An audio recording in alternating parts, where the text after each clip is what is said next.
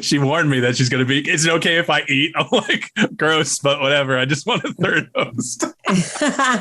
Well, since it's 5:45, I had a chance to eat already. So Right. Good. All right. All right, here we go. We're not live, but I don't want to edit, so whatever.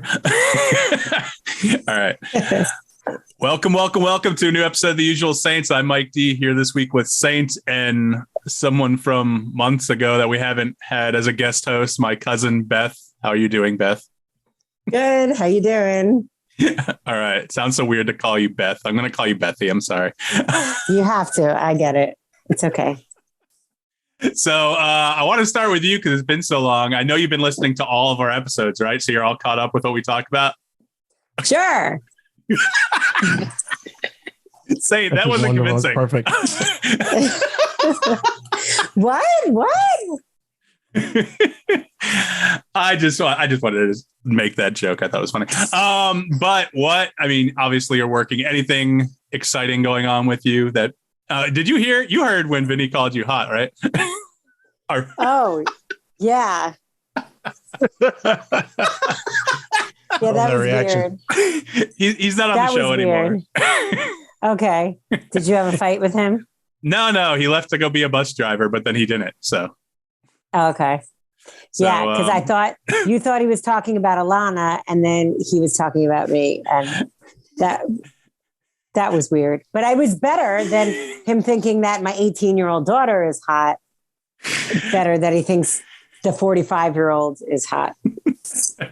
Well, that's the thing. He got you guys confused. It was when we were doing the bracket, me, Jeremy, and Vinny, and Alana made the music bracket, and he just got you confused. So he clarified immediately, but I still like to bust his balls about it. So. I mean, but creepy, maybe not weird, very creepy, but not weird. I mean, so. But Beth, new hairstyle going. Is there a particular reason we went shorter? I like it. Any reason we went shorter and brown or more? Just needed a change, big time. Gotcha. It was too blonde. It was too long. It was too witchy. I was feeling very witchy. So witchy. Yeah, like it looked like white hair on a witch. It was very. Okay. All right. I got you. Yeah. Okay. So I just needed it. And there's a lot of other changes going on in my life right now. So I guess it fit. It kickstarted everything. No doubt. Yeah. I split up. Yeah, there's a lot of stuff. You get into whatever you want to get into. I don't care. Right. I don't want to go into anything personal or anything. I was like, okay, no, but I would say I like the look. I like when people, change it up, get new styles. But I'm always interested because, I've just kind of been going with the long and beautiful for a while now, but no, it's nice. Your hair looks good. Thank you. All right. So Sainte, what you got? What's since we talked about last week? Since we talked last week, I don't know if I talked about it on the show, but the last show we had talked about coronavirus mandates and how it affects people in work and stuff.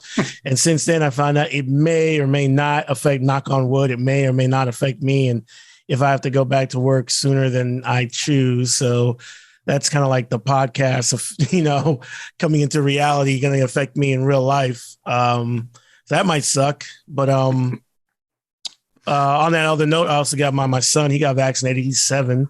And so as soon as it was available here, I mean, our wonderful governor in the state of Florida, he's doing his best to, not keep people safe, in my opinion. Again, not a political show, but I mean, Walgreens, CVS, all those places, they're providing vaccines for children from 5 to 11. So yeah, we've gotten his first shot and he gets his second shot soon. So I don't know.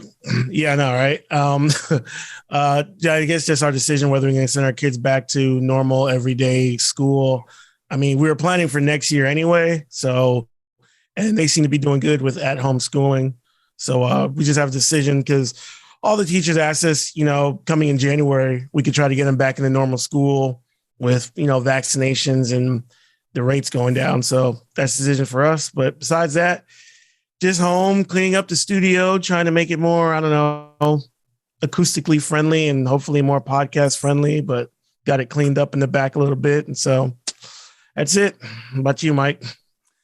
Oh, just life. I love hearing my main co-host is going to have to ditch out on me earlier than he anticipated as usual, but that's the job. I get it, man. Yeah, hopefully one more year, one more year at sea at most. But yeah, I was really looking forward to just being home for a nice long time. And the way I was going to be like a split shift. So I was getting paid, but I didn't have to be at work. And then, I have to be there during the summertime, but it'd give me more, I don't know, give me a better idea what my schedule would be, and I'd be home more. But, some people don't want to get vaccinated for whatever dumb reason. So I'm sure he didn't listen to this podcast. So Death Santis doesn't listen to this podcast. That's a shocker. But did you see that he just passed today? I mean, this will come out on Sunday. He passed that law in Florida saying that I think private companies don't have to abide by Biden and OSHA's vaccine mandate. So I don't know how that. See, I'm always confused. I always think federal trumps state, but then you got the states' rights. So if it's an OSHA thing, are they going to be able to enforce it? Like Heather's company that she works for, the hospital, they're saying you got to get vaccinated or you're fired. And so I don't know if that's going to hold up with this new law. I always get confused. So.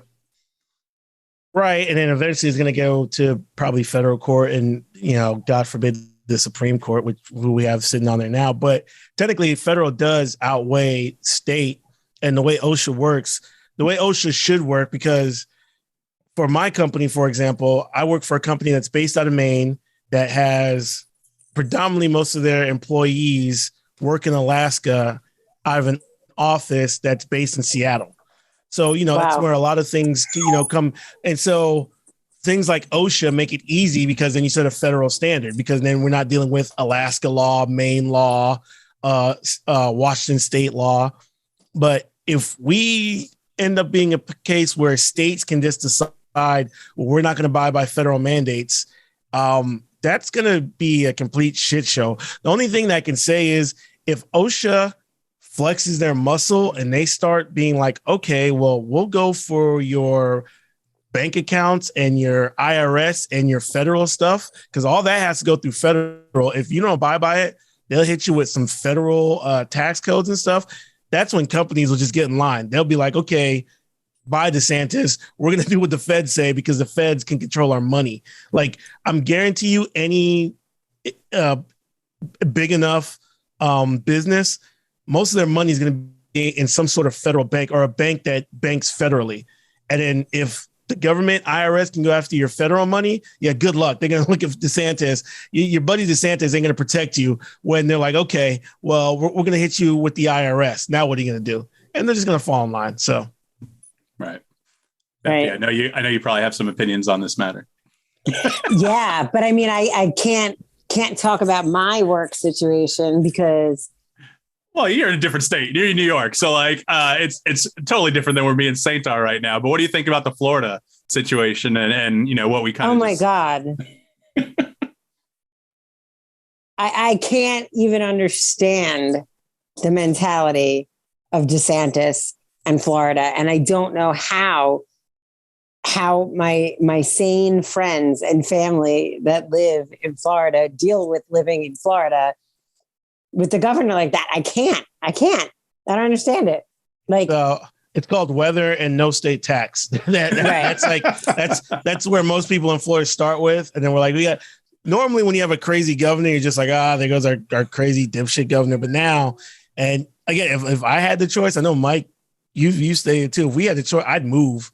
Like, I'm from Florida, I've lived here majority of my own. Mike has too, but if I had, better resources, I'd move. But yeah, I'd much rather live in a state like New York, which much more sensible people in charge. Right. But you have the winter. Yeah. I like snow. But whatever. I haven't made it happen yet. Maybe eventually. We'll see. We'll see where Sophie winds up going to college. Yeah. Let's see. Well, let's get the news, fun stuff out of the way in our short blocks here. The QAnon Shaman You know, Oh my God. The guy with the chest tattoos and the horns and the fur, and who was standing up for governments and listening to whatever Donald Trump and everyone said and going to lynch Pence or whatever. He got sentenced to 41 months in prison, and then I think an additional 3 years of probation after that. So, I think that's kind of sending a message. I don't know if anyone else is still waiting on trial and if they're going to get in line now, or if they're like, oh shit, these people are serious. Yeah, Charlie. Yeah. Sorry about that. It's fine. Okay. So go ahead. What do you think? No, I was going to say, it's kind of funny because when it comes to prison and people serving time, I tend to be more empathetic across, all, I think our justice system is a bit draconian with the way we deal with things. And sometimes not draconian enough with the way we deal with certain people. Pedophiles, it's somewhat, you know what I'm saying? It's funny. Pedophiles get out of jail faster than drug dealers. Anyway. Totally. But for this guy, I felt this was the perfect amount. See, when this guy it didn't rise to a level. And again, I'm more empathetic to people going to jail than prison. So this seemed like, and this is always funny because when I read these jail sentences, I have to do quick math. I'm like, 41 months, that's 3 years. And okay. So I'm like 3.5 years, which sounds about right. 3 years probation. And this seems like the exact perfect amount to hey, dipshit, you can't just break into the Capitol and do what you want to do. B, send a message to the rest of these people like, hey, we're serious. Like, you guys fucked around. I know the one lady who wrote on Twitter that she wasn't going to jail. She only got 60 days. I wish she had gotten like a year or so, but I think it's the right amount of time. And I hope everyone who ended up really being in there and showing the destroyed property, going to the chambers. I know some people just went with the flow and walked in, but I think about 2 to 3 years is the perfect amount of time that most of these people should get. And some of the people who just walked in and got caught up in the crowd or whatever, they should be getting about a year. But it's all good to me. I don't know how you feel about it, but it seems about right. I don't think it's long enough because I think he'll be out in a year, right? Won't he be out in like a year? I don't know. Depends on the legal system and overcrowding and everything, I guess. Yeah, federal time, it's like you have to do at least 75% of your time. He'll get off time for good behavior, but then 3 years probation off of that. He'll be a convicted felon. He won't be allowed to have a firearm. And, depending what state, we still have stupid state laws where you can't vote, which I don't agree with those laws at all. But he'll be a convicted felon, so he can't have a gun or anything. I'm sure once he gets out, either he'll probably do a mea culpa or he'll go right back and be like, I was, this was tyranny. Yeah, and I'm a martyr. They're turning all these people into martyrs and stuff. So a lot of these people, they're begging in front of the judges, but as soon as their time is up, he's going to write a book. he might sell his story to Netflix. You know how this goes. So, I think it's the right amount of time because again, I generally feel our legal system is too punitive, but I like the messages sent. I like the 3 years probation. And I just hope that more people get this amount of time. But he is at that cusp level where it's like, right, of there are people who were worse and they should be in jail for a long time, like the dude in Nancy Pelosi's office who threatened Congress people. There are people in there who brought weapons and zip tie guy. Like, you should be in jail for decades, like 10, 15 years. And then again, if you watch the whole video, there's some people who were probably just drunk, going with the flow, and were walking in there. And I don't believe sending these people to jail for but a year in probation and federal time, lose your right for a firearm, and have to put that on any application whether you've been convicted of a federal offense. But I think this QAnon guy, he's right at the correct level. 3 years probation. Sounds about right. All right. Well, that's fun. I hope he enjoys his stay in the, what do they call it? Club Fed? Yeah. We'll see how that goes. Let's take a quick break. I want to talk about the Spider-Man trailer. Bethie, I hope you watched it because we're going to fucking talk about it. Sorry. Oh my God. Oh, me and Sainte are going to talk about it. You can relax or you can, react. That's fine. So we have some other talk. Let's run when we come back. Let's run through them, see anything that Beth wants to talk about. Of course. Before we start nerding out and she starts tuning out, but okay. So. she's a bit of a movie person as well, but I don't know about Marvel and all that. Not Marvel. Right. No. The geek stuff. We know. All right. You've been listening to Usual Saints. We'll be right back. Oh. What are you drinking, Saint? A little bit of that. Actually, this is Ciroc with something else in watermelon. So nice. Getting the good stuff in early since we normally record like at 9 to, normally it's a nightcap. But I was gonna say, pull up your. We do this every week, Beth. Let's go ahead and pull up the IMDb before we start talking about it. We'll be in the middle of something's like, who directed that? And then I think that's part of the charm, though.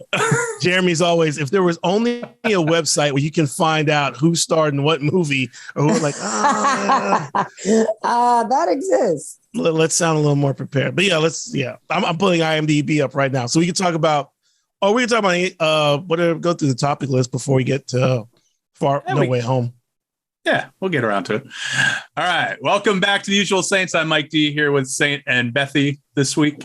So let's see. What do you want to cover? You guys want to cover the last two serious things we have, or do you want to just do a fun block? Sure. Fun block. Okay, fun block. Let's go. All right. So Succession, Saints. I know you watch it. I know we should talk a little bit about it because we're almost mid-season now. Bethie, please tell me you watch Succession. No, sorry. Oh my God. It's the best show. The best show on TV right now, right, Sainte? Really? Yes, I would. Actually, let me run through. Probably the show I'm most excited for. Beth, you'll love it. Totally non-geek stuff. It's about rich and powerful, kind of like we say it's more like the Murdochs and less like. I remember when people used to say this was like the Trump family, but I really think this is more like the Murdochs. Okay. And it just deals with a powerful family who owns a media empire and just vipers in the pit. And it's funny and they go at each other like only relatives can do. And it's a show I look forward to. And like I tell people all the time, people have this idea that, certain, again, it is more serious how like certain like black people don't like shows that don't feature any black people. This show doesn't really show any, people of color, but it's so well written and so interesting. To me, it's kind of like a modern day Game of Thrones, except without the swords and the dragons. You just have lawyers and, billions of dollars and corporate intrigue and stuff like that. So I highly recommend it. You should watch it. If you have HBO Max, it's real easy to catch up on. So I don't. Should. HBO is where it's at. Why did I think it was on Apple TV? I don't know. Plus. You thinking of Ted Lasso? Yeah, Ted Lasso. No, I just thought that when I was flipping through on the Apple TV Plus that I saw it there, but no. Apple TV shows other streaming services and what you might watch, and so that's probably where you see it. But it really is. It's really well written. The acting superb. I mean, my favorite is probably Matthew McFadden, I guess you say his name. Heather loves him from, I think he was in Pride and Prejudice with Keira Knightley or something like 15 years ago. So he's like a British or Scottish or whatever the fuck he is. But I know I have IMDb, but who is that? What character? He's Tom. Shiv's husband. I just love his portrayal. He's like, he married into the family because Shiv is the daughter of Logan Roy. And so he plays that, but he also plays like, because he knows he's got a high rank in the company. And so he comes across as, how would you say, he's very sarcastic, very dry, but then like he'll go at the lesser people. Like there's a character, Cousin Greg, like he just owns Cousin Greg like anytime he's around him. So basically the way you describe him is like, so Shiv is the daughter, which is funny. Yeah. Her nickname is Shiv. Right. Funny nicknames. It's kind of crazy. So he's married into her, and then you can tell like he knows he's an outsider, even though he's part of the company. So within the company, he's always kind of, lesser. He knows when he's talking, especially when he's talking to her father, who's, Logan Rowe, who's the head of the company. So he's diminished. But then when he sees somebody who he can go after, this cousin Greg, who he basically, cousin Greg is Tom before Tom became who Tom was. So he just goes at Greg, and he's just, the insults that he throws back and forth. It's so funny. And their dynamic is, and then cousin Greg, who's like a big goofball, no, it's a great show. I highly recommend it. I think anybody could watch it. See, right now I'm keeping up with the morning show. Are you guys watching that? The morning show? No, it's the Jennifer Aniston one. I know I've not watched that. I think my mother said it was good. So, I just haven't. I have so much stuff to catch up on. Like literally, if I pull up my TV Time app, what do I have? I'm still watching the Walking Dead shows, the spinoffs, even though I probably should give up on them. I'm still watching Survivor. Yeah. Why are you still doing that to yourself? We gave up on Walking Dead so many seasons ago.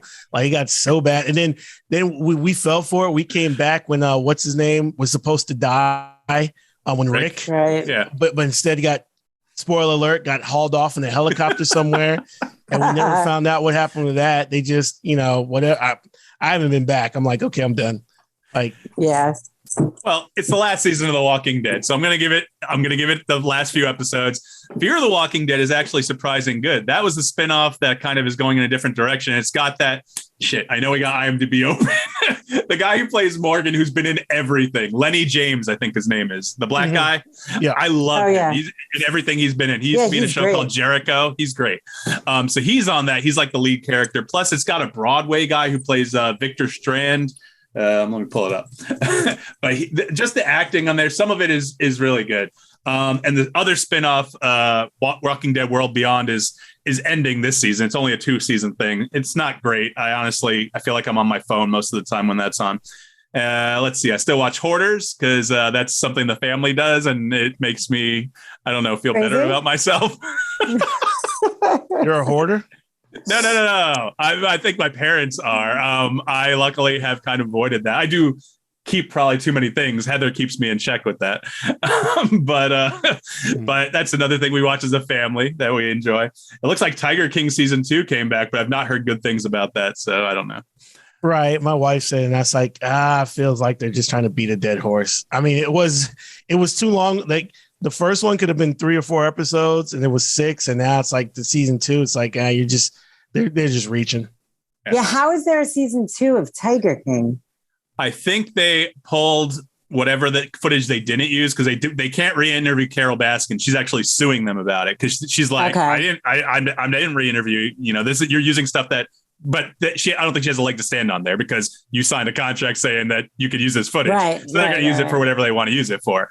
The only thing that they could say is maybe she split it into 2 different things and she only agreed to the one. We'll see what happens. But right now it's on Netflix. So, and then I think they interviewed Joe Exotic in jail because I remember in the trailer I see like video footage of her in jail. So I don't know if it'd be worthwhile, but I'll probably give it a watch eventually.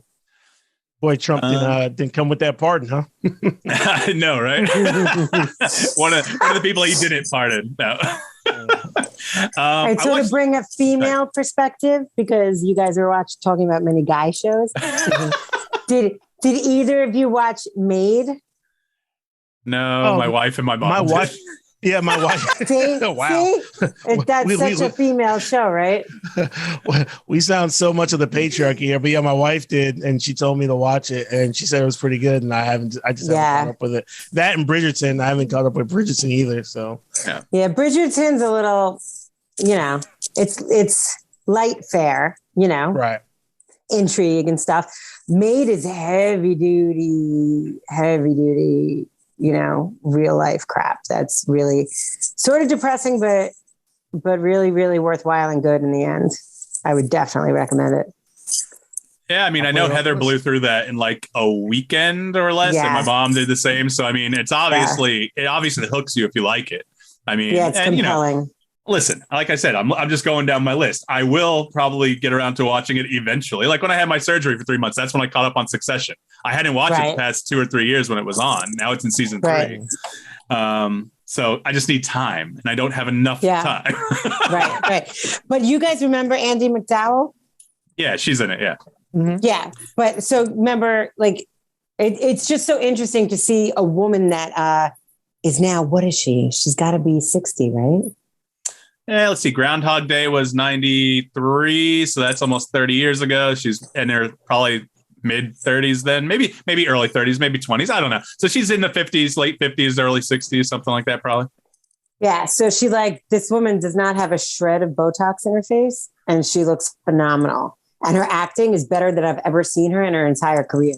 Like, she's actually like got a role that is really like, you know, what I assume is a stretch for her. And it was, and the main character is her daughter, her real daughter in real life, which is so cool. What? Really? The main character is a single mom that leaves an abusive relationship, and it's played by her real life daughter, and she's amazing. What's it called? Maid? MADE? No, MAID, like a maid. Oh, like maid, yeah. So I thought the main character was Margaret Qualley from the Tarantino movie. That's her daughter? Mm-hmm. I'm gonna Google that. I don't believe that. Okay. Andie MacDowell. You are right. Wow, I had no idea. Yeah. And it's based, you know, the whole thing is based on a book, and it's true. And I have the book. I'm like halfway through it, and by Stephanie Land, her name is. And it's like her story. Like, she got herself out of the situation and went to college and became a writer, and Netflix bought her story. All right. Yeah, I mean, I'll get around to it maybe eventually. I do take recommendations into consideration. I just have too much other shit. I mean, this weekend we got Ghostbusters Afterlife coming out that I know Sophie and Heather want to see. And then I'm going out of town for a few days and Thanksgiving. So, I mean, time just flies, man. It's already November. It's already Thanksgiving, guys. Like, where the fuck did the year go? Crazy. You know what's crazy? I keep seeing things and everything's advertised and they're like coming in 2022. And I'm like, 2022. I'm like, wait a minute. It's like right around the corner. Like, shit. It's like in 2 months, not even. Yeah. That's nuts. But yeah, definitely watch Succession. And next time you come on, you'll have to tell us what you think about that. Okay, I will. I definitely will. But you'll have to subscribe to HBO. You'll have to. It's okay. Ask Uncle Kenny. He'll hook you up with his login. I'm sure he has it. He has my login for everything else, so he'll hook me up with his login. I was just going to go down my TV time list, but I don't want to do that right now. So, like, Night Stalker, I wanted to talk to you guys about. So, Bethie, you're, without giving too much away, you're a few years older than me. Do you remember anything? You were still really young when Night Stalker was happening. That was like mid 80s. Did you remember hearing anything about that when you were in New York, about anything going on in California like that? No, okay. But I was only 10 in the mid 80s. Right. I know. Yeah. So, but I mean, obviously nowadays it kind of, anything gets sent nationwide so fast, worldwide so fast, I didn't know if it made huge news in New York. So I knew of Night Stalker because I knew I was always big into serial killers like Richard Ramirez. I knew he was a creepy looking dude and all that kind of stuff. But they did a little mini documentary series. I think it's like 4 episodes on Netflix. Okay. It's really well done. Like you just learn about the entire series of crimes and things that I'm assuming most people, unless they did deep dives into books about the subject or whatnot, and you don't even get into him until the very end. It's all about his crimes and what the detectives were doing to solve them, and what it was, what stress it was causing the entire LA County, outside of LA County, because it happened up in San Francisco too. So it's really, really well done. I recommend it. But I don't know if you guys are into serial killers as much as I am, but it's a fun, not a fun watch. That's the wrong word. It's a good watch because it's fast paced. Like they keep you intrigued. So I would recommend that if you guys haven't put it on your Netflix list. So. Okay. I'm typically not, but I work up in the wheelhouse now, and he's not going to listen to it. But the mate, typically when I'm in the wheelhouse doing my paperwork, the mate, that's usually when the captain's asleep and he's in charge of the boat, in charge of the fishing, and he listens to a lot of serial killer podcasts. Like I've learned so much about, and he's from the Seattle area, so the Pacific Northwest, which seems to be serial killer, breeding ground. So I've learned a lot about serial killers in the past 2 years. Just about the Green River Killer. Yeah, Green River and all the like, Jesus, just murder. Like, oh my god. Yeah, Bundy was up there for a while, right? Yep. Yeah. A lot of them. So yeah, I mean, like I said, just give it a watch. It's something else to watch. Something else to occupy our time. Speaking of creepy guys, Mel Gibson's directing Lethal Weapon 5, according to what you say. What? Yep. That's one of those guys. I can't believe how he made Hollywood comeback. He came back in Daddy's Home 2 or whatever with Will Ferrell, and just like the anti-Semitic remarks, the racist remarks, captured in all his recordings, the homophobia, the stuff he said to his wife at the time, his second wife or whatever. I forget her name. I know she's not American. She's got that accent, that heavy accent. But just those recordings, they play them all the time on Stern, and I just like listen. I'll be the first one to tell you, I love Braveheart. I love the first 2 Lethal Weapon movies, really. I love a lot of his films. I hate Passion of the Christ. That was horrible. But but like, how does this guy keep getting chances? I don't know. You hate Passion? What did you hate about Passion? Just couldn't watch it, or you thought it was a bad film? I just listen, I always want to be a director. I'm not saying I could do any better. I just did not enjoy it. Like I said, you're not meant to enjoy it. Probably it's meant to show the suffering and all that kind of stuff. But it's like I was bored. No, it's really just violence and gore porn for a Christian audience. It's like, these are the people who always tell you that there's too much sex and violence in your movies and video games. And Mel Gibson gave them an excuse to go see something that was ultra violent and an excuse to be like, oh, but it's showing what Jesus went through. It's like, did you really need to see it? I mean, could you read it? But, it just proves that they're just like everybody else.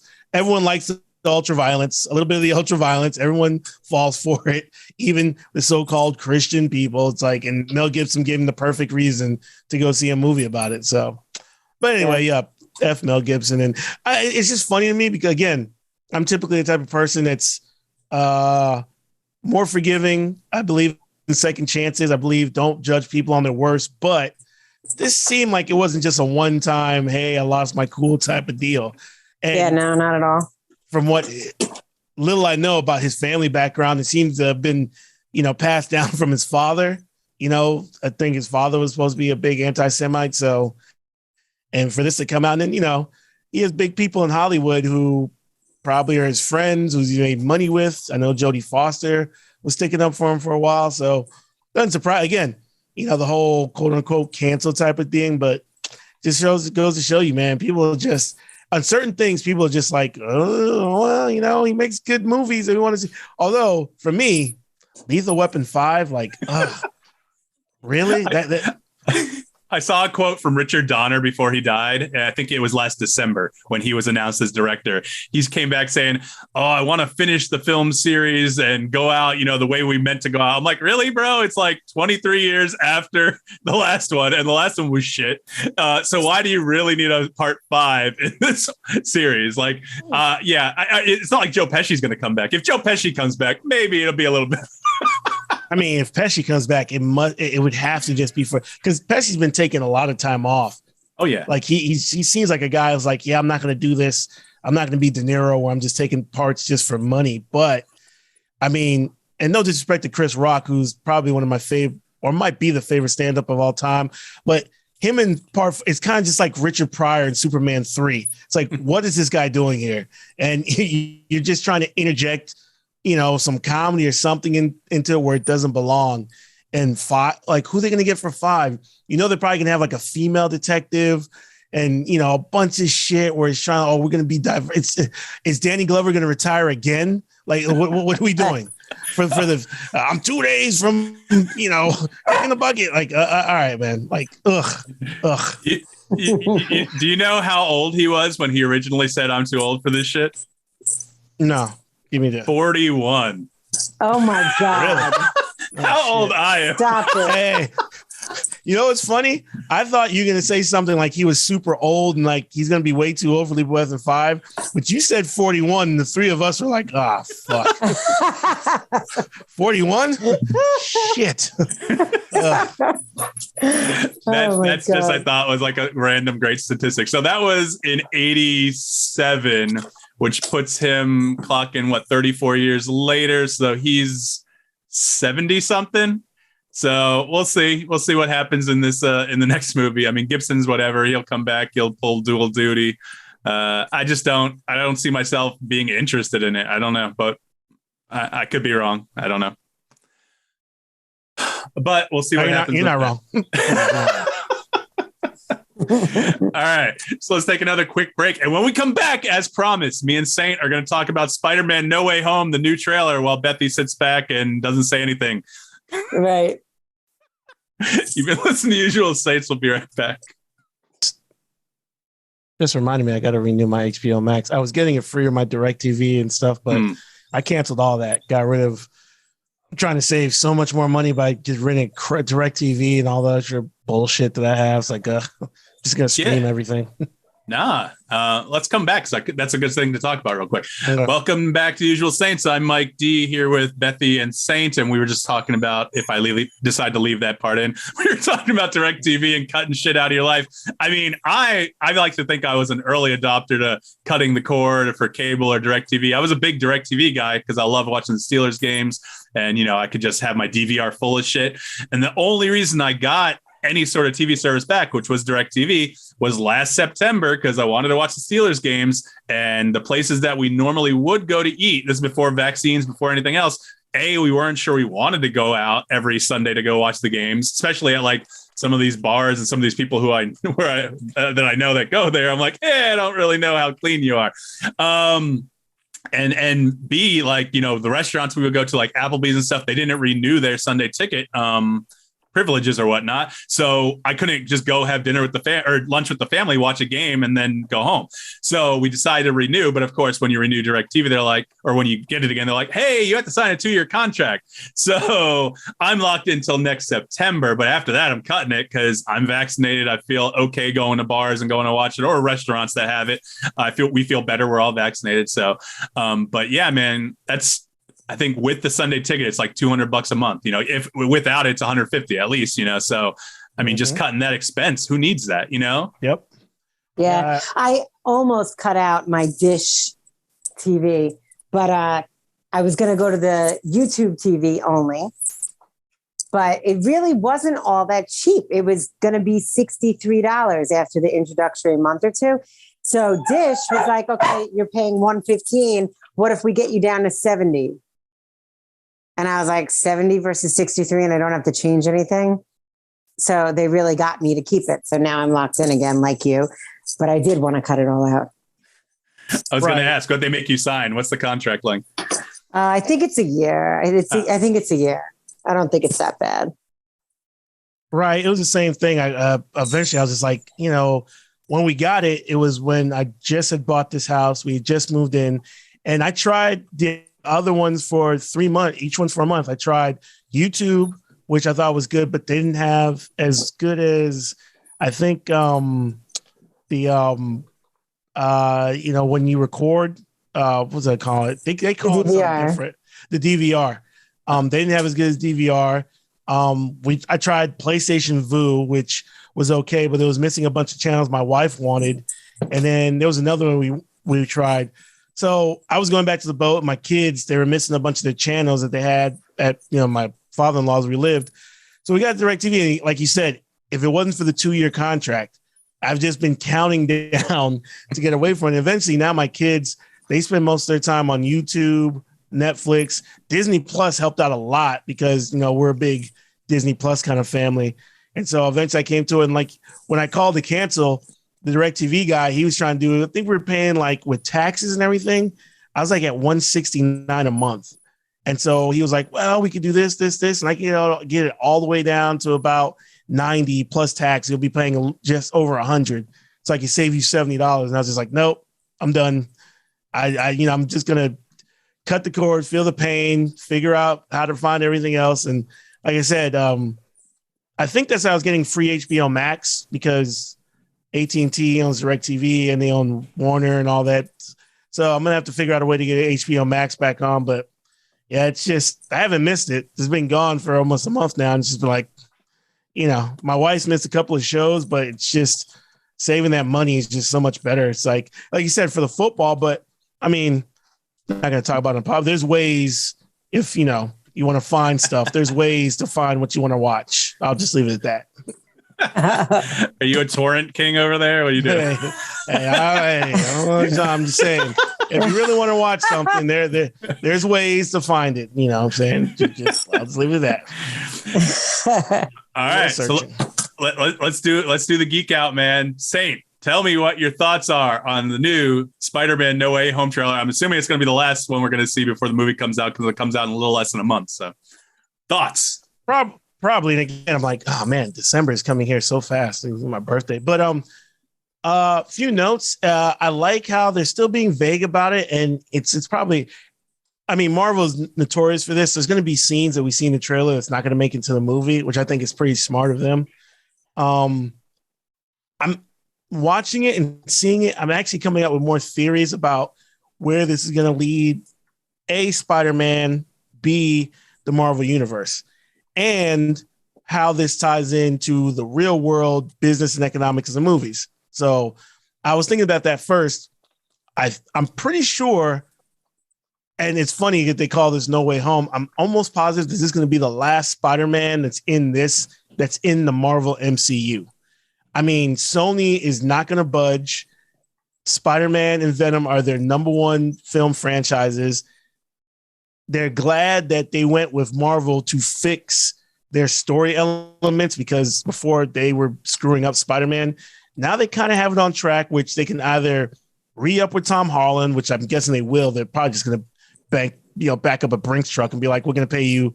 We're going to give you the Robert Downey Jr. deal. You know what I'm saying? You're going to make so much money off Spider-Man that you can't say no. But I think Sony wants to keep all the money. So I think this is actually setting up where Tom Holland is not going to be in the MCU anymore after this. But it's not going to be the end of Holland as Spider-Man, if that makes sense. You know what I'm saying? Yeah, I understand. I feel like I'll let you go back to your points, but I feel like I get what you're saying, because Sony, that seems like what Sony would do. If Sony's smart, they will continue the partnership, because the partnership has been nothing but beneficial to them besides the monetary aspect. Maybe they can rework it. I mean, it was only a year and a half ago, 2 years ago, where they were like, we're done. And like, it was at the brink of about collapse. So, but I mean, just the way they work so well together, and especially if they're going to start introducing Venom, think of Venom coming in like versus Deadpool or something like that. You know what I mean? Like, think if they can make that kind of stuff happen. We'll see. I mean, go ahead. Your caveat was if Sony is smart. I know. Do not believe. And here's what happened. Sony has made 2 Venom movies, especially the first one, but the second one, which I'm still haven't seen yet, but the second one, which came out during COVID and still did, I mean, COVID adjusted, still did great business for them. So they're like, we can make these movies without Marvel's help and still make a ton of money. And even though the critics have panned them, they are making a ton of money. So I think they're like, thank you, Kevin Feige and Marvel, for getting Spider-Man back, because they completely messed up the Andy Garfield, universe of it with Electro, with Jamie Foxx's Electro and all that. But now, if I was Sony, I feel like we're back on track. They've got Morbius coming out, which I guess you got to mind what you got. You got to go to war with the properties you own, because I don't know who was asking for a Morbius movie, but it's like, we've got Morbius coming out. We're going to do a Venom Part 3. We're going to give Tom Holland a bunch of money. And if we spin him out of the MCU, we can kind of create our own Spidey verse. I mean, they've got, Into the Spider. I forget. This is my favorite movie of all time. Spider-Man Into the Spider-Verse. They're like, hey, we made the Miles Morales movie, my favorite movie of all time. We did it. It's a Spider-Man movie, and we own all of it. So I think Sony feels like they're in a much better position now, and they would rather keep all the profits. Or it might just be like, hey, Kevin Feige, we know you work for them. You might get an executive producer credit. So I don't know how Marvel would feel about that, but it's like there's ways around it where they're not having to split with Marvel. So that was my first thought. I'm seeing it, and with the multiverse stuff, it feels like Tom Holland, this might be his last MCU movie. but they might spin off the Spider-Verse into its own thing. That was my first impressions of it. I'll let you talk about anything else that how you felt about it. Well, I mean, I think the biggest thing that stood out to everyone, because it seems like it's the worst kept secret that may or may not come true, is that Andrew Garfield and Tobey Maguire are supposed to theoretically be in this because they were allegedly seen like around the shooting areas. You don't think they're going to come? No. They absolutely come. But Sony, again, I'm thinking this has to be a Marvel and a Kevin Feige thing. He's probably like, do not put them in the trailers. Like, there's only a certain amount that we can keep secret. We're going to keep it secret, even though it's the worst kept secret there. As long as you don't say it, it's still a secret, and people are still going to cheer when they see it there. For example, and Kevin Feige knows about this, think about The Mandalorian and think about the pains that Jon Favreau and everyone who was involved. What's the other guy who's in charge of all the Disney? Dave Filoni. Dave Filoni. To the point where they told Disney, and this is some power. They're like, you cannot reveal Grogu, which everyone calls Baby Yoda. We cannot even have toys being made of him because it will ruin the secret. And if you go back and watch The Mandalorian, imagine The Mandalorian without Baby Yoda. It's not great. I mean, it's still Star Wars. It's still, you got in the reveal of Boba Fett and the Mandalorian armor and all that stuff. But Baby Yoda, the reveal, made that series. So there's still cachet in keeping things secret. So, I mean, it's the worst kept. Of course they're in there. It's the worst kept. And, all that's, all the stuff in Hollywood with Tobey Maguire, all. I think that's another reason why Tobey Maguire is kind of like, he's not going to be doing press. Like there's still like a bad taste in people's mouth. I mean, if you go and watch, what's that? Man, have you ever watched the movie? It's a movie about the woman. She was running the underground card scene in LA. What's it called? And then, here we go. I got the IMDb. Go ahead, finish your thought. And I can get back to it. All right. Well, hey, Bethie. So, did you watch any of the Spider-Man movies, or maybe the first one from 2002? Probably, yeah. But like, it's hard to get me to watch a Marvel movie or an animated movie, or there's certain genres that I just don't do. You got to give Sainte's pick of Spider-Man Into the Spider-Verse a chance, because it's animated. It's really well done. It's done by Phil Lord and Chris Miller. Do I have them reversed? Phil Miller and Chris Lord, the guys who did the Lego movies, and I think they did some Community stuff as well from the show Community, I think. But they directed it, and so it's really well done. I actually read an article that had some trivia on it the other day, and so it's about Miles Morales learning to become Spider-Man. And then you get Peter Parker from another, or actually from a different universe or multiverse. And so he comes in, and so they're animating Peter Parker at 1 frame per second, which is typical film. Like you see 1 frame per second, so it's not jittery. It looks normal. They animated Miles Morales at 2 frames a second, the entire movie. And they started at the end of it, putting him at 1. So they would have the 2 of them in a scene, and Peter Parker would be 1 frame a second, Miles Morales would be 2, because he's learning. So he's a little more jittery. And so that's the kind of cool stuff they did in that movie. And it's really well done. It's not a cartoon for kids, although kids love it. It's just, I mean, the wit, the writing. I mean, that's what I always go to: the writing, the acting, the voice acting. Go ahead, Sam. I think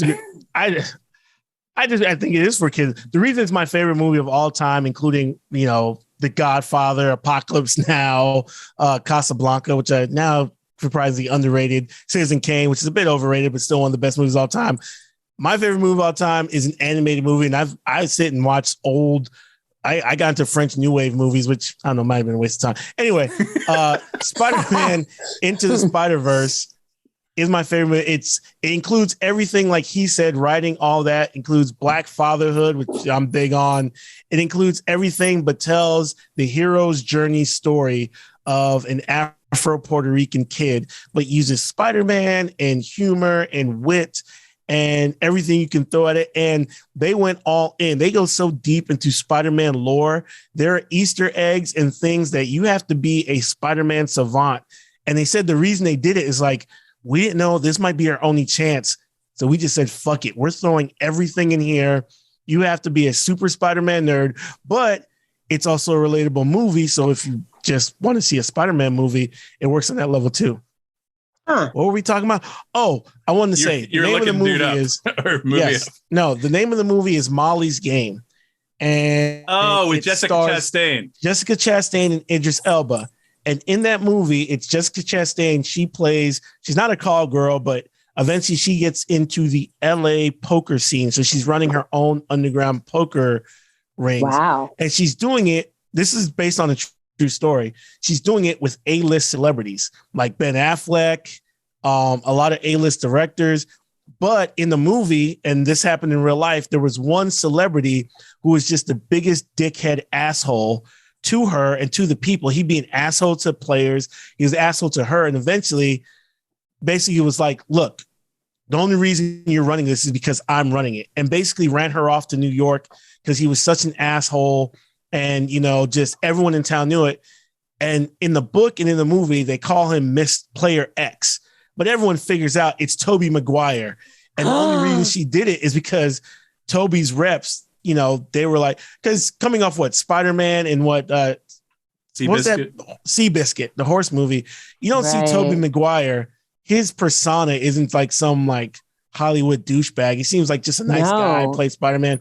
But apparently in the book and the movie, he's even worse. Like he threatened, like he would call people and accuse her of being a prostitute, this and that. He threatened to have her fucking beat up, all kinds of bullshit.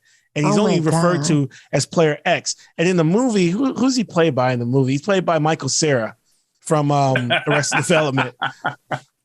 Actually, there was an issue that Michael Cera took the part, but there was an issue because a lot of the agents and the agencies, they knew who Player X was. It wasn't a secret in Hollywood. Like, yeah, Tobey Maguire really is. He's kind of an asshole.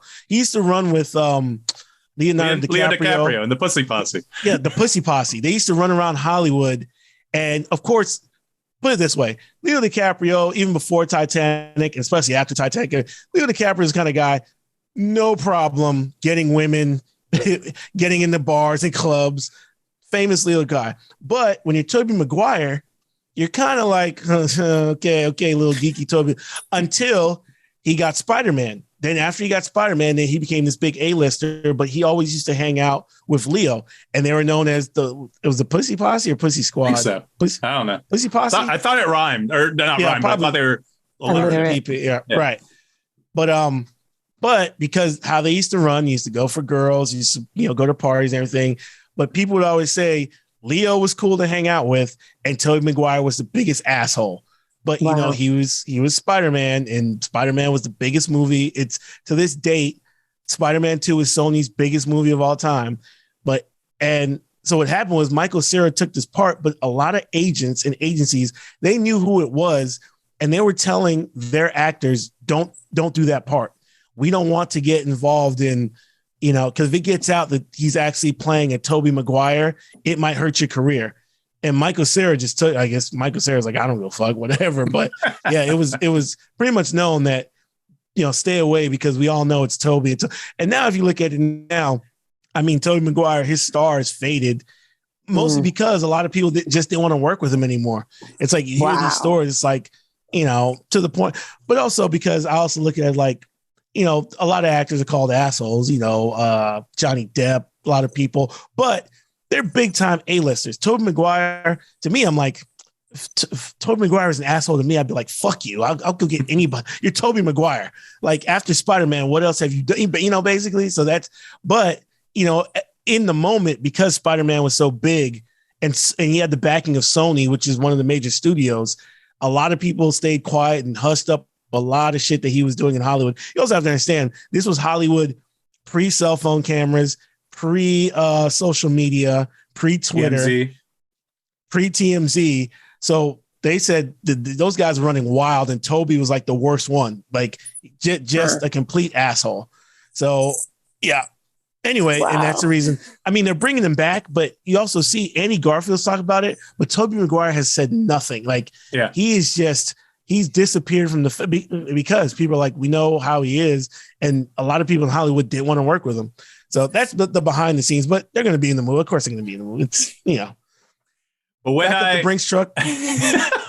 Well, first I want to cover something. When I said it's not a kids movie, I didn't mean that in like a way like, oh, kids can't watch it. What I meant was it wasn't made, I don't think, specifically for kids because they throw in that stuff. Anything that can appeal to both kids and adults, that's great. And that's one of the great appeals of that movie. So, yeah, that's that. But regarding them coming into the film, have you seen those clips where like you have the Sinister Six, or at least you have Electro, Sandman, and Lizard lined up at the top of the construction site? Oh, wait. So it's the Statue of Liberty made over with Captain America's shield and shit like that. Yeah, she's gonna hold Cap's shield instead of the torch. Yeah.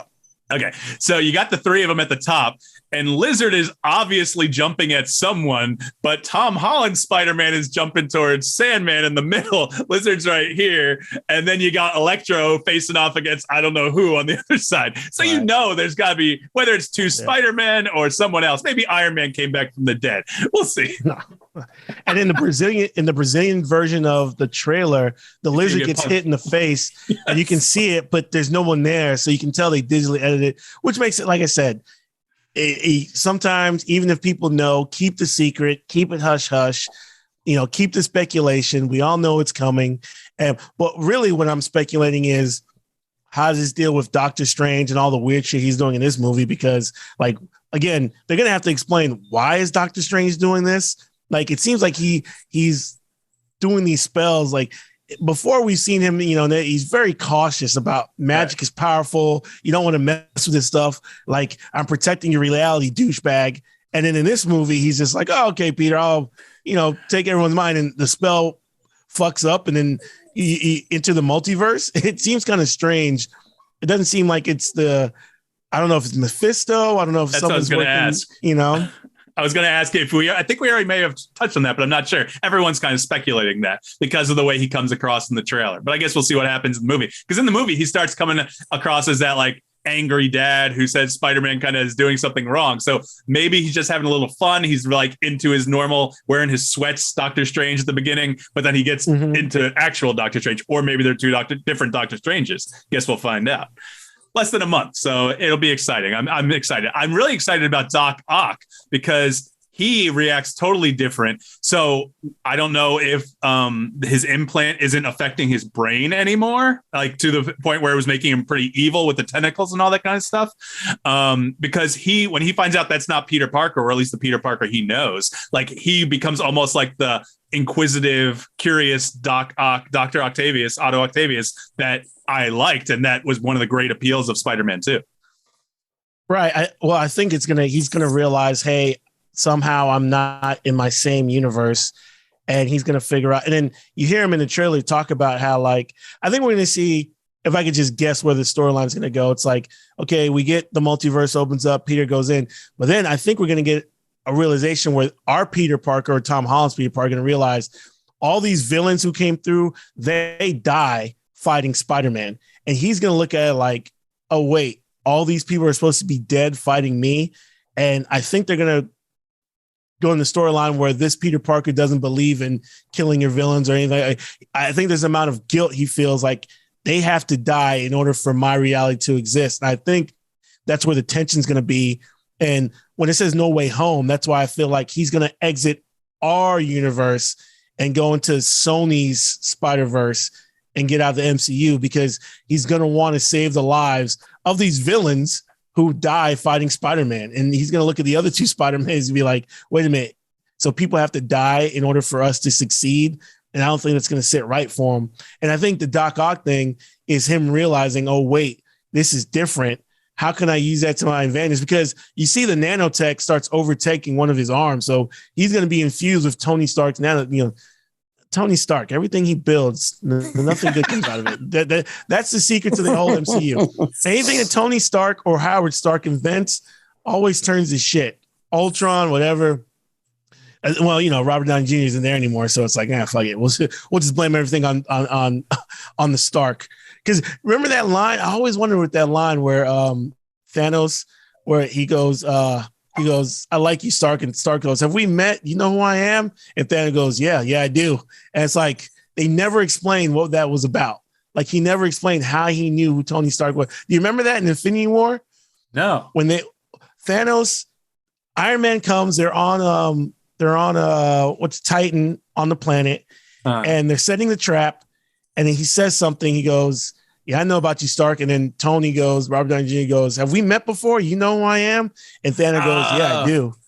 Okay. But they never talk about it. So in my opinion, it's like, and also if you've watched What If, more geeky stuff, Beth, I'm sorry. But if you watch What If, everything in What If, it always starts out, everything Tony Stark does, it ends up fucking shit up. He's brilliant, but his shit, either his tech or the way he thinks, it always leads to shit getting fucked up.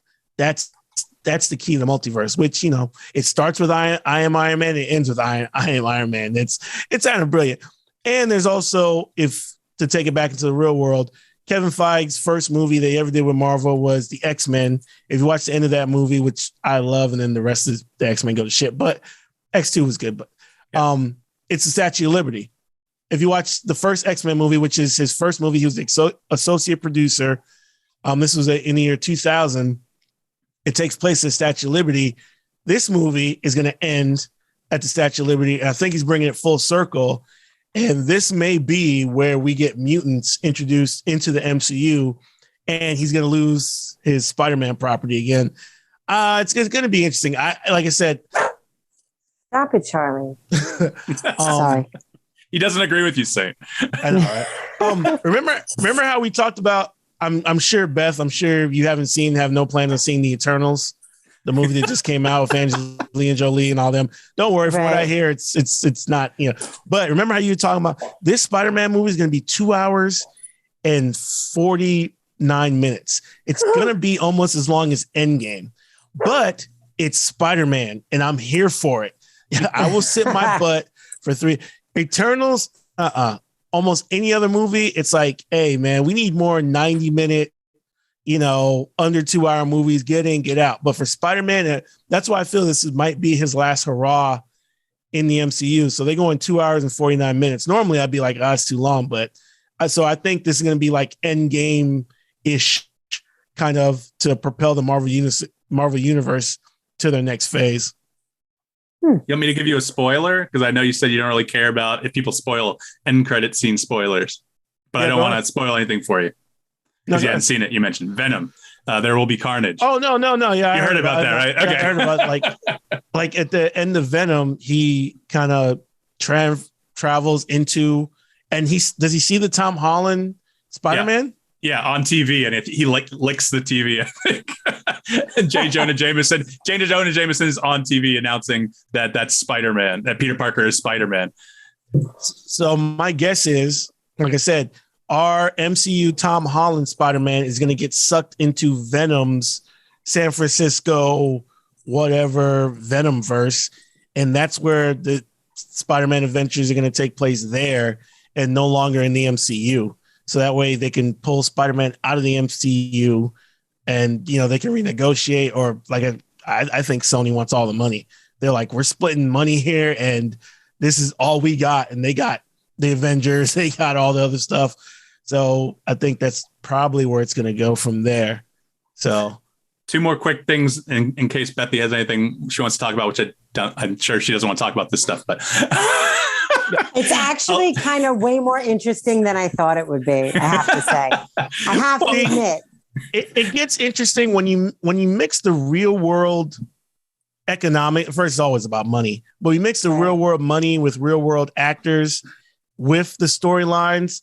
That's the stuff. And granted, it should just be about the movie, whether it was a good script, whether it was this, but there's so much real world intrigue because I'm always fascinated with how Hollywood works. Like Mike said, if I could have any job, I'd be a director or producer of movies and films. Right. I love creating stuff. Knock on wood. Hopefully, there's still time to make something. But too old for this shit. But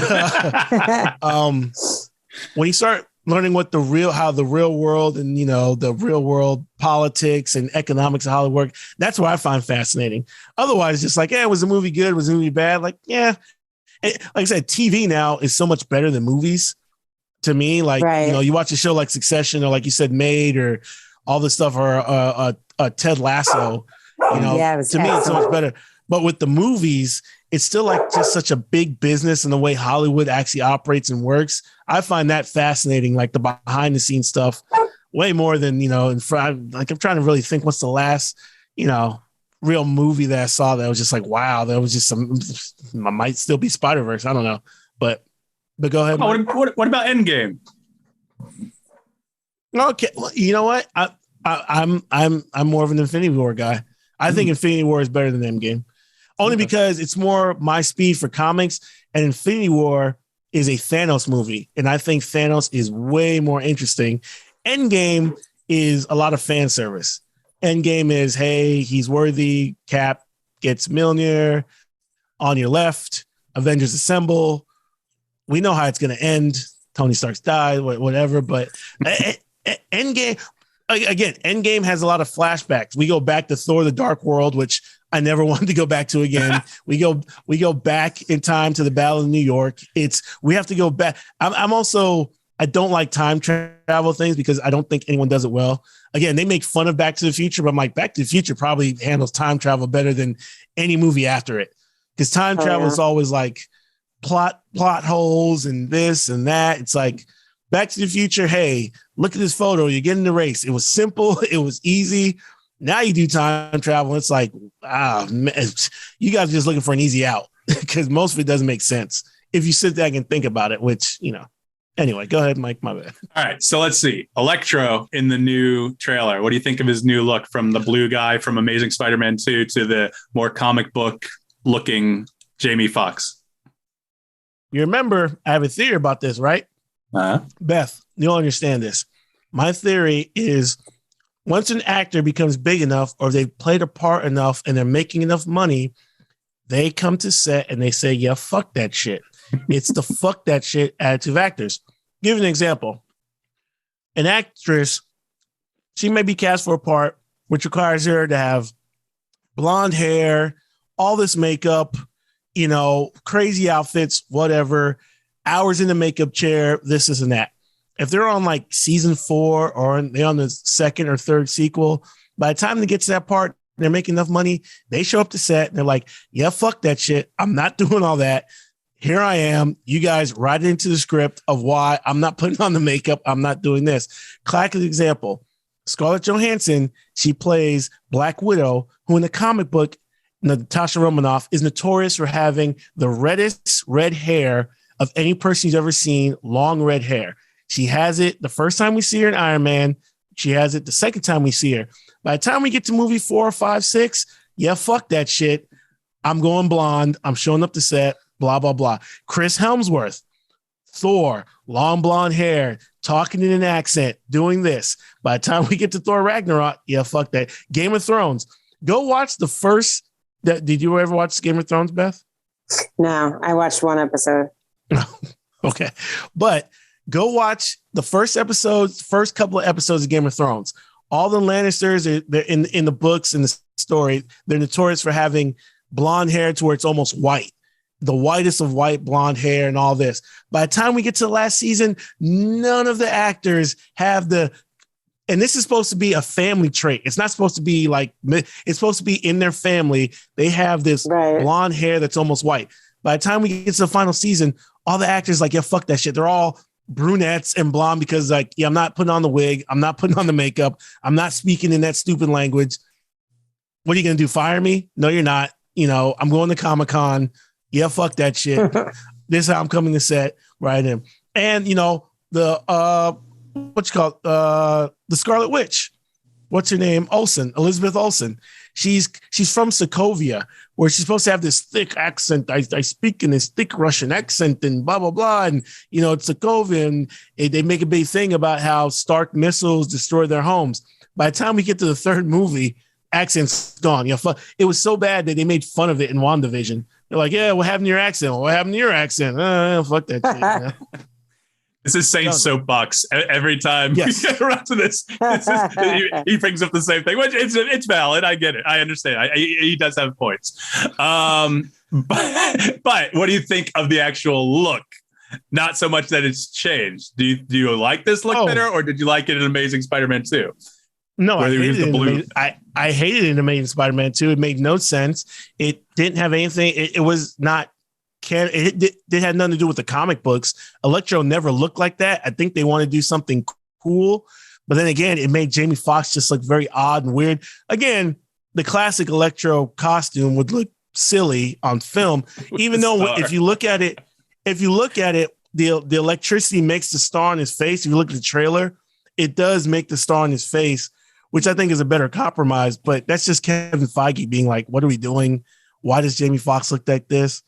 Jamie Foxx is like, you guys aren't paying me enough to put on the makeup this time, so no way. Yeah, fuck that shit. And I think it's a good compromise. Like I said, it's the reason why Kevin Feige has been successful and Sony hasn't. You can see where he makes the right decisions, like, hey, let's respect the comics, but let's understand we're making a modern movie, as opposed to Sony, hey, let's do this cool, weird thing that none of the fans want and probably won't like. So what was your second point? I'm rambling. Second thing, and I guess probably what we're going to end on. So everyone's assuming this is going to be Sinister Six as the villains that show up. You got Lizard, you got Sandman, you got Electro, you got Doc Ock, you got Green Goblin. Now, I think in the trailer there is a shot of someone else riding one of the gliders. But who do you think this? If that's not, let's say that's not right, and that's just Green Goblin, whatever. Who do you think the sixth person, if there is a sixth villain to show up, will be? Do you think villain will cross over as soon as the end credits from the last movie and may pop up in this? Do you think it's going to be Hobgoblin? Do you think it's going to be one of the other Green Goblins from the other movies, whether it's Dane DeHaan or it probably won't be James Franco, not after everything that he's had going on. But, yeah. Again, see how the real world affects your storytelling. Like, what about Franco? I think it all depends on who has more clout, whether Marvel has more clout or Sony has more clout. If Sony has more clout, they're going to want the sixth villain to be somebody who they continue on with. I mean, is it Venom? Because like you said, they said Venom licked the screen. Is he going to be technically the sixth guy going against Spider-Man? Even though, again, I didn't see the second one, but they're kind of setting Venom up to be kind of like an anti-hero, kind of. He's not necessarily good, but he's not evil Venom. I've heard rumors, and this may go into it, whether if we see a Matt Murdock Daredevil, it may spin into Kingpin, which would be a Marvel property, which if Marvel has a pull, like, hey, we'll let Spider-Man go, but you help us set up our Kingpin. Because I think we're going to have like different tiers. I think it's going to go, the cosmic multiverse stuff is going to be the top A line. Then I think they're setting up Marvel, the occult stuff of Marvel. We're gonna get Blade, which it's gonna Mahershala Ali is coming as Blade. Moon Knight, we're gonna get a Moon Knight. Eternals, we got the Black Knight, which kind of weird to bring him in. So I think we're gonna have like a horror occult fashion of Marvel they're gonna go into, and then I think they Kevin Feige probably wants to go back to the street stuff, which is Daredevil, which is Luke Cage, which is more street level stuff. So I guess it all depends on, and Kingpin would definitely be the guy you'd want doing that kind of stuff because, it's less superhero-y and more, real world mafia street kind of stuff. So it all depends. I'd love it to be Kingpin. If it is, that would be, I think that'd be the way to go. But I mean, Spider-Man has so many here. Sony went to Marvel and said, based off us owning the rights to Spider-Man, we can make movies off over 800 different IPs. Sony wanted to claim 800 different characters just because they have the rights to Spider-Man. Be like, you can't touch any of these people. And it's like, that's crazy to me. But I mean, legally, they might have a leg to stand on. So. All right. I think that's a good place to end. Bethie, you got anything to talk about with Spider-Man? Or are you good? Spider-Man, no. I feel we talk next time. Definitely, Beth. I'm going to watch Made for sure. And if we have anything else, Beth, just send us a link and tell us what you've been not watching, what you're up to, and I'll make a concerted effort to watch it. I feel like I and Mike have just been talking too much, like you use my style, but whatever you're into and watch, I'm more than willing to, expand my horizons and not be a misogynistic, patriarch. Like forget all that womenly stuff. Like, or my favorite show. What's your favorite show? Which when you guys said what ended too soon and what would you want to see come back in the present time? Pose. Oh, wow. Oh, you never watched it, huh, Mike? No. Oh. I know she loved it. Oh, we should have done. We could have done 20 minutes on. I would have let you go off. Let's talk about that next time. Yes. You guys can talk about it next week, and I'll sit here like this. Yeah. Even though I was a little disappointed, season 3 wasn't as good as 1 and 2, but I understand they were ending it. But I love the final episode. Oh gosh, that scene. Right. The final episode was great. But Spoiler alert. But the first season, me and my wife loved it. I love that show. It was great. God. No, it was great. Phenomenal. We could talk about Pose, and we could talk about what we would do if we brought it back. Because I had some ideas. Even though, like I said, the third season, I think they're a little checked out. But the finale was great. But we got to talk about it. Okay, cool. Okay. Watch it, Michael. I'll get around to it. I got a lot of stuff to watch. All right. So let's see. What do I say? Social media, the usual Saints on Instagram, Facebook, and Twitter. The voicemails 240-724-6877.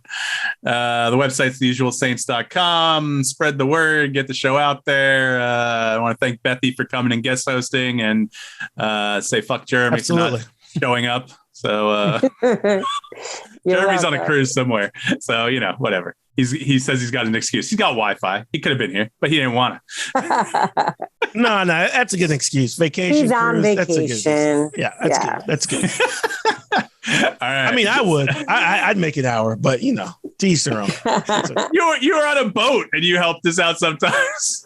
Hey, I guarantee the Wi-Fi that they get on that boat is far superior than the Wi-Fi I get on. It basically they didn't have Wi-Fi in 2015. They just got it. So okay. Don't get me on a work rant. All right. Thank you, Beth, for showing up. Appreciate it. Oh no, thanks for having me. All right. So for Saint and Bethie, I'm Mike D. Thanks for listening to Usual Saints. We'll hit you back next week. Peace. Bye.